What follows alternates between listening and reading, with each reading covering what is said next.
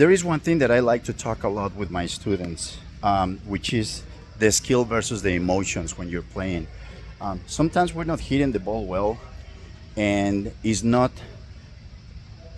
that you don't know how to do it. Like you don't forget how to hit a forehand when you have done it hundreds or thousands of times. Sometimes it's more like you have something in your head that is not allowing you to execute the way you usually do. And when that happens, you have to go inside your head and say, hey, am I not playing the way I'm supposed to play? Because it's really, did I forget how to hit the forehand or how to serve?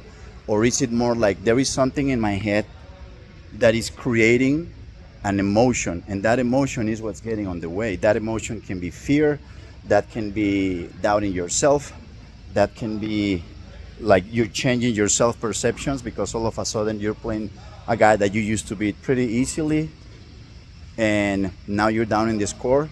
He's never won as many games against you before. I mean, there's so many things. It can be something that going on in your head because of problems with the family, problems at work, or something like that. So skill versus emotions is just, you have to understand that the skills are going to build your game, but the emotions is what allows you to have access to those skills.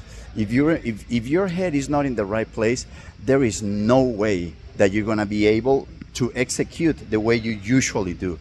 And it happens in everything we do in life. You can see it. The best example that what happens in sports is where it is the most noticeable. And one good example is what happens with Yannick Sinner, that he plays the French Open and he has 3 match points and he still ends up losing the match. And a lot of people thought that he was not going to be able to close the match down in Wimbledon if he came to that. So when he had the opportunity to do it, he did it, and he did it in such a convincing way, like saying, hey, I was ready for this, and I am sure that he mentally prepared himself for that, thinking that he had to let go, which is not easy at all, especially when you're talking about winning major tournaments. But he mentioned that he lost the match, and he said, hey, but life goes on, you have to let it go, and you move on to the next task. He was mentioning in an interview. So you have to pay attention when you're playing to what's going on in your head. And a lot of people dismiss these kind of things because it's a psychology thing. It's psychological, it's emotional, and it's mental. And especially when we're talking about people that are like probably teenagers, young adults, and adults, we're talking, yeah, whatever, it's a mental thing. Well, that mental thing, that thing that many times made you lose matches, or things went wrong at work, at school, with relationships or something, guess what?